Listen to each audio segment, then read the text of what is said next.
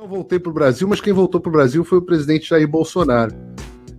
Tá de volta lá, né, Gerson? Porque a gente está aqui nos Estados Unidos, abandonou a Flórida. Eu acho que esse tempo fez bem para ele, né? Mas queria saber, começar com você, Gerson, quais são as suas impressões sobre a volta do Bolsonaro ao Brasil? Se você acha que isso muda alguma coisa e como é que você acha que foi a receptividade dele por lá? Eu vi imagens já da chegada dele, né? Houve uma tentativa, me pareceu, de não deixar que se transformasse numa divulgação midiática, né? A chegada no aeroporto e tal, o governo do Distrito Federal, até o próprio governo federal, houve algumas iniciativas para que esse não se transformasse num evento, né? Mas o pessoal furou a segurança, acabaram chegando ali no aeroporto e eu vi imagens. Mas o mais importante de como ele chegou, eu gostaria de compartilhar como ele saiu daqui, né? Eu encontrei na semana passada em um evento aqui em Deerfield e reiterou que não se aposentaria, que ele voltaria para, de fato, assumir ali o papel dele junto à liderança. Ele deve ser aclamado ali, ou receber o título de presidente de honra, né, do Partido Liberal. Existe um planejamento estratégico que está sendo feito de contar com um número aí próximo de 1.000 prefeituras em que o PL teria chances de vencer no ano que vem. Então, já se fala então de uma estratégia que começa a ser alinhavada com reflexo no Congresso.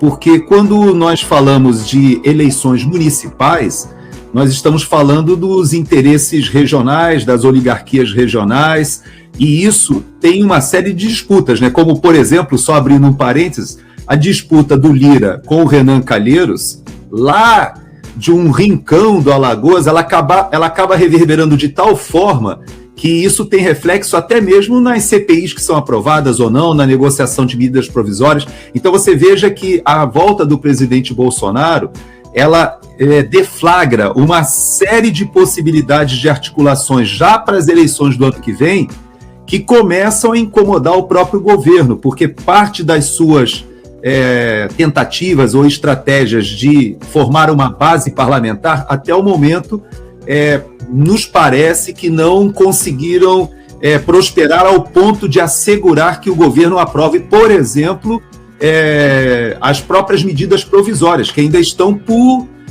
vamos dizer assim, subjúdice, né? Porque a própria organização desses 38 ministérios foi uma medida provisória que precisa ser aprovada. Então, muitas das negociações de bastidores, eu creio que ganharão um outro impulso aí com a presença do presidente, que vai morar em Brasília, né? Então estará perto ali do poder. Deve ser uma coisa interessante. Eu creio que o Fernão vai poder nos atualizar da reverberação no Brasil, mas eu creio que algumas coisas vão acontecer aí com a liderança do presidente na oposição. Fernão? Gente, eu olho para tudo isso assim, com uma expectativa de esperança para ver por onde ele vai pegar, né? Porque o que me desanima francamente no Brasil é o divórcio absoluto entre o país real e o país oficial. Então, todas essas posturas e possibilidades que o Gerson enumerou aí dizem respeito a esse, né? O país oficial. Então, quantos prefeitos eles vão fazer, as brigas das oligarquias do Nordeste, e nada disso tem a ver com a gente. Então, a minha expectativa de repente, ver algum sinal de que a não-esquerda brasileira tente fazer tomar alguma iniciativa nesse sentido, né, de corrigir os erros de raiz. Porque se ficar só naquela coisa das pautas identitárias, tal, quer dizer, eu não sou eles, né? Se ficar só nisso, para mim vai ser muito pouco emocionante, entendeu? Porque fica nisso que nós já estamos, quer dizer, você elege um ou elege outro e não acontece nada de real para o país, de mudança real para o país. ou de sinalização. Quer dizer, sempre nós estamos nesse desespero, né, de você estar Nós chegamos num ponto em que o Haddad passou a ser a última esperança de continuar havendo esperança. Então, veja aonde nós vamos parar. Então, quer dizer, nesse sentido, pode ser que um fogo de encontro apenas é interessante porque detém essa avalanche de destruição do Estado de Direito que está prosseguindo livremente aqui no Brasil. Agora teve uma pequena desaceleração, a meu ver, para tentar deter essa CPMI e outras coisas que a esquerda vê como ameaças. Passou a ver como ameaças, né? Porque pode revelar o que ela de fato é. Então, eu acho que por isso desacelerou um pouco, o Alexandre de Moraes saiu da frente do palco e recuou lá para trás. Você tem outros protagonistas aí empurrando essas iniciativas de censura e tal. Essas coisas que prosseguem nessa linha de sempre, né, de deterioração do processo político brasileiro. Então, eu não sei, vamos ver como vem o Bolsonaro. Eu só espero que ele não venha só com aquela coisa de que eu não sou eles. Eu vou ser absolutamente sincero com vocês, como sempre sou. Eu achei o retorno do Bolsonaro ao Brasil uma situação que só tem aspectos negativos. Não vi nada de positivo nessa volta dele. Em primeiro lugar, é óbvio que o presidente estava com saudade do Brasil. Ele, por mais que tenha sido muito bem recebido aqui, tivesse com agenda, com coisa para fazer, ele gosta mesmo do Brasil. Ele aprendeu até a admirar os Estados Unidos, ficou muito impressionado. Eu acho que o presidente não conhecia com esse grau de profundidade como é que as coisas funcionavam aqui. Ele chegou a externar isso, falou que a Flórida especificamente para ele era um exemplo a ser seguido, que o Brasil, os Estados Unidos eram o Brasil que deu certo, né? Com liberdade, com direito à defesa, com liberdade, mais liberdade econômica, menos impostos, mais liberdade quase que absoluta de expressão.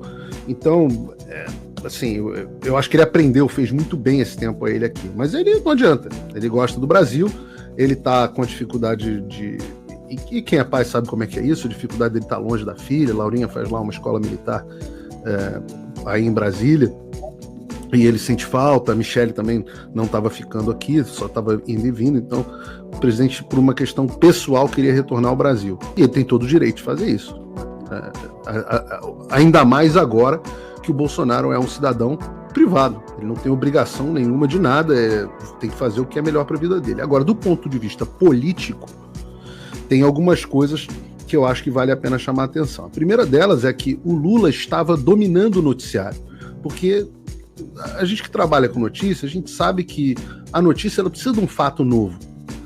E o Bolsonaro, por não estar mais no poder e por estar nos Estados Unidos, fora dos olhos do dia a dia da imprensa, sem atos, sem tanta importância, ficou um assunto vazio para os jornais. Eles tentaram aí, conseguiram jogar o negócio das joias, depois requentaram com novas joias, mas isso estava ficando meio morto. Sem novos assuntos para queimar o Bolsonaro, ele estava sumindo do noticiário. E quem estava aparecendo? Quem estava aparecendo era o Lula, com as cagadas que ele faz todos os dias. Que era ótimo, estava se queimando que nem... Exatamente. Então, quando o Bolsonaro retorna, o que ele dá a oportunidade? Ele voltou a dominar o noticiário. E alivia o Lula. Alivia o Lula e o Bolsonaro vira o vilão. Porque a gente vai falar de outros temas hoje aqui, mas eu estava vendo aqui, por exemplo, o anúncio do tal do arcabouço fiscal do governo. A notícia do G1 é quase que um press release do Ministério da Fazenda. Então, assim, os jornais eles precisam encontrar coisas para falar. E quando o Bolsonaro retorna, eles acham o alvo predileto deles de volta aqui. E o que é problemático, tem um segundo ponto que se conecta com esse, que é o fato de que no Brasil o Bolsonaro se torna muito mais vulnerável ao bullying judicial que vão fazer com ele. que já estão fazendo com ele e vão fazer mais ainda. Não é que nos Estados Unidos ele ficasse imune, mas é que para você fazer o bullying judicial ao qual o Bolsonaro está sujeito a partir de agora, uma vez que ele é um cidadão privado, pode ser processado por qualquer indivíduo na justiça comum, qualquer promotor, qualquer procurador e qualquer indivíduo pode processar o Bolsonaro. Qualquer delegado de polícia pode abrir uma investigação contra o Bolsonaro. Você imagina? Com a garantia de que terá uma cobertura constante da imprensa a esse respeito. Se, enquanto estava nos Estados Unidos, não é que fica imune, mas fica menos vulnerável. Porque para você, por exemplo, bastou ele chegar que já marcaram a data do depoimento dele. Se quisessem marcar a data do depoimento dele com ele aqui nos Estados Unidos, tem um processo para fazer isso. Tem que fazer através de uma carta rogatória, é um pouquinho chato, demora, etc, etc. E isso é bom, porque protegeria o presidente disso que aqui em inglês se chama de weaponization, né? Que é transformar o judiciário em arma. Então, tem um aspecto do noticiário, tem esse aspecto. E eles se conectam porque toda vez que alguém abrir algum processo, isso será notícia. Então, de forma que a ida dele joga a gente um pouco de novo naquela espiral infinita de jornais que abrem o dia simplesmente para difamar Bolsonaro e não fazem o trabalho de imprensa. Acabam não cobrindo as coisas que têm que ser cobertas. O último ponto... A análise, Paulo, o troço é circular, entendeu? É isso que é cansativo no Brasil, porque não tem nada propositivo. Ninguém faz aquela pergunta básica, né? Por que nós estamos assim? Por que isso acontece? Por que é possível isso acontecer? Então, você não sai disso. Você fica... quem falou a última besteira? Fulano. Exato. Merda na Geni, não sei o quê. Mas a coisa se conecta no propositivo, Fernão, pelo seguinte. Nós estávamos com um congresso que eu sempre digo, não é um congresso de direita, não dá para esperar grandes coisas desse congresso, mas bem ou mal, de uma forma ou de outra, o congresso estava conseguindo pequenos avanços, impedindo pequenos avanços, alguns avanços institucionais, como, por exemplo, a possibilidade da CPMI do 8 de janeiro, que até agora não aconteceu, mas tá aí para acontecer, na cara do gol para acontecer, ou seja, é um avanço, e também impedindo que o governo avançasse com certas pautas, como bem explicou o Gerson agora. A ação do Congresso está surpreendentemente positiva. Melhor do que se esperava. O problema é que a volta do Bolsonaro, essa ideia de que o Bolsonaro vai ajudar na articulação do Congresso, isso é um sonho de damas que trocam favores por dinheiro. Porque, desculpa, gente, o Jair Bolsonaro, uma coisa que ele não sabe fazer é articulação com o Congresso. Não sabia fazer, talvez o maior defeito dele, tenha sido o maior defeito dele como político. Não conseguiu fazer quando era governo, vai conseguir fazer agora como oposição? Não é nem essa visão que os parlamentares do governo têm do presidente. O que ele faz, e certamente fará, é que a sua presença acirra e tumultua os ânimos. Então, todo aquele processo... Não há de que fazer uma articulação, entendeu? É isso, vamos deter essa iniciativa, ou vamos empurrar aquela, só. Né? Mas tem, por exemplo, agora tem uma iniciativa que é interessante porque é diferente, pode ser promissora, né? Que é do Marinho, né? Que está montando um Shadow Cabinet. O Shadow Cabinet é um tipo de estruturação do Congresso que tem um sentido nitidamente propositivo. Quer dizer, não é uma coisa para você propriamente criticar o que está sendo feito ou se articular contra essa ou aquela iniciativa, mas é uma coisa para propor caminhos diferentes, né? Caminhos alternativos.